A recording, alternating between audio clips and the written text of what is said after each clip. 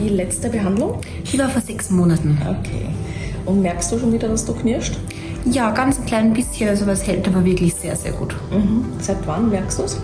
Seit gut einer Woche. Okay, alright. Dann mache ich wieder eine Behandlung gegen Zähneknirschen in den Kaumuskel.